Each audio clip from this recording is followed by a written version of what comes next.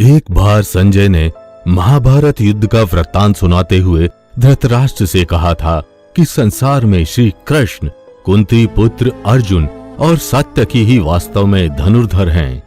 इनके समान चौथा कोई और नहीं है।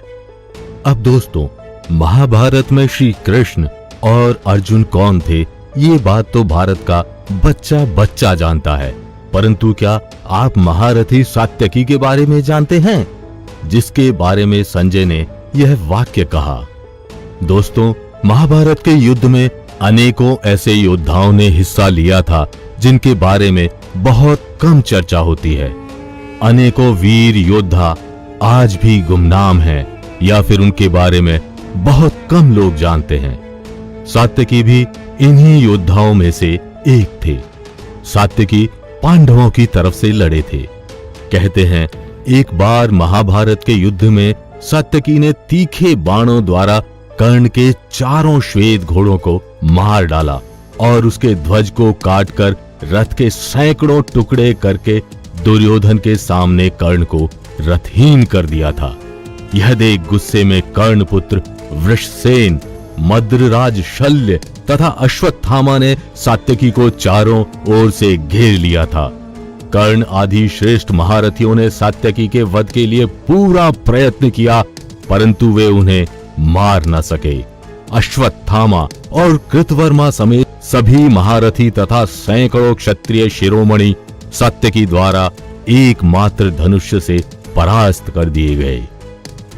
दोस्तों, महाभारत के युद्ध में इस प्रकार के कारनामे करने वाला योद्धा कोई साधारण योद्धा नहीं हो सकता। यह तो वीर सात्यकी के महारथ की साधारण कहानी थी। आइए इस वीर योद्धा की वीरता की अन्य कहानियां जानते हैं। दोस्तों, सात्यकी को दारुक, युयुधान तथा शैनेय नाम से भी जाना जाता था।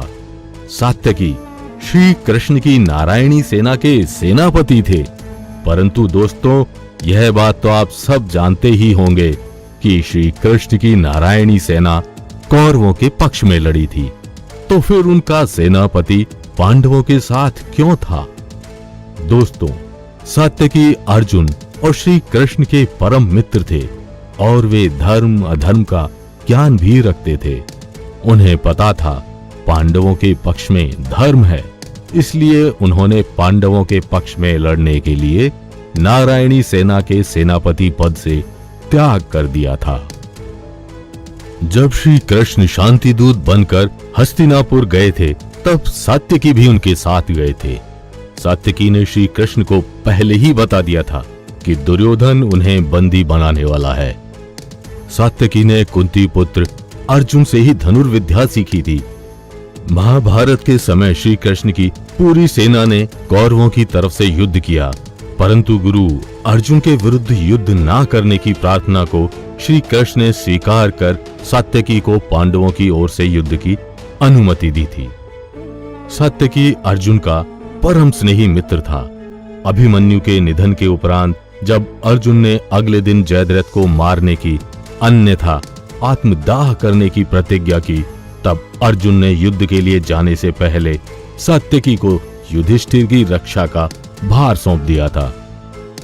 अब आप इस बात से यह समझ सकते हैं कि अर्जुन सात्यकी पर कितना भरोसा करते थे। सात्यकी तेजस्वी वीर था। उसने कौरवों के अनेक उच्च कोटि के योद्धाओं को मार डाला था, जैसे भूरी और कर्ण पुत्र प्रसन्न। सात्यकी ने बड़ी बड़ी सेनाओं को भी अकेले ही खत्म कर दिया था, जैसे म्लेच्छों की सेना और त्रिगर्तों की गज सेना। सात्यकी ने अपने अमित तेज तथा रण कौशल के बल से कौरव सेना के महारथियों जैसे द्रोणाचार्य, कृतवर्मा, कंबोजों, यवन सेना, कर्ण और दुशासन आदि योद्धाओं को पराजित कर दिया था। दुशासन ने पर्वती योद्धाओं को पत्थरों द्वारा युद्ध करने की आज्ञा दी, क्योंकि सात्यकी इस युद्ध में निपुण नहीं था। सात्यकी के छोड़े बाणों ने पत्थरों को चूर चूर कर डाला था, जिसके गिरने से सारी सेनाएं आहत होने लगीं और सात्यकी ने सभी पाषाण युद्ध करने वाले योद्धाओं को मार डाला। सात्यकी अगर चाहते तो कर्ण और दुशासन को मार सकते थे, क्योंकि कर्ण को मारने की प्रतिज्ञा अर्जुन ने ली थी और दुशासन को मारने की प्रतिज्ञा भीम की थी। इसलिए सात्यकी ने उन्हें छोड़ दिया। दोस्तों, महाभारत के युद्ध में मात्र भूरिश्रवा ही वह इकलौता योद्धा था जिसने सात्यकी को पूरी टक्कर दी थी, या कहें तो हरा दिया था। दोस्तों, भूरिश्रवा ने सात्यकी के 10 पुत्रों को अकेले ही मार दिया था। पांडवों की ओर से लड़ते हुए सात्यकी ने कौरवों में खलबली मचा दी थी। सात्यकी किसी भी कौरव महारथी के रोके नहीं रुक रहा था। ऐसी परिस्थिति में भूरिश्रवा सामने आए और दूसरी तरफ अपने 10 पुत्रों की मृत्यु के शोक में सात्यकी भी भूरिश्रवा से क्रोधित था। ऐसी गंभीर परिस्थिति में दोनों के बीच एक बहुत ही गंभीर युद्ध हुआ। पहले धनुर्युद्ध, फिर गदा युद्ध और अंत में तलवार युद्ध। जब तलवार युद्ध से भी इनके भयंकर युद्ध का फैसला नहीं हुआ, तब ये दोनों मल्ल युद्ध पर उतर आए। भूरिश्रवा मल्ल युद्ध में बहुत ही निपुण थे और उन्होंने पल भर में सात्यकी को परास्त कर दिया। भूरिश्रवा ने सात्यकी को अपने एक हाथ से उसकी चोटी को पकड़कर अपने दूसरे हाथ से जैसे ही उस पर प्रहार करना चाहा, तभी अर्जुन द्वारा छोड़े एक तीर से भूरिश्रवा के उस हाथ का कोहनी से नीचे का हिस्सा कटकर नीचे जमीन पर गिर गया। अर्जुन की इस प्रकार की दखलंदाजी से क्रोधित भूरिश्रवा वहां अनशन पर बैठ गए, क्योंकि अर्जुन का यह बर्ताव युद्ध के नियमों के विरुद्ध था। तभी मौका पाकर सात्यकी ने भूरिश्रवा का सर धड़ से अलग कर दिया।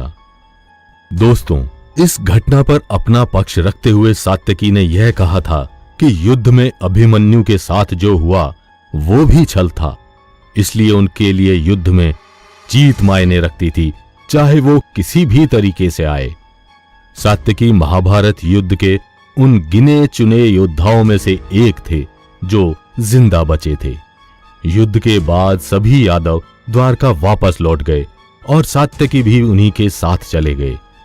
दूसरी ओर श्री कृष्ण को गांधारी का श्राप लगा था कि उनके समूचे यादव वंश का नाश हो जाएगा। महाभारत युद्ध के सालों बाद एक दिन कृतवर्मा ने सात्यकी का मजाक उड़ाते हुए उनको भूरिश्रवा की याद दिलाई। तब क्रोधवश सात्यकी ने कृतवर्मा को मार डाला और इस प्रकार सभी यादव आपस में लड़ मरे। दोस्तों, हमने आपको यह जानकारी महाभारत में वर्णित घटनाओं के आधार पर दी है। अगर आपको यह जानकारी अच्छी लगी हो तो इस वीडियो को लाइक कर शेयर करें। आप महाभारत या रामायण से जुड़े कौन से तथ्य जानना चाहते हैं, हमें कमेंट करके जरूर बताएं और चैनल को सब्सक्राइब करना ना भूलें।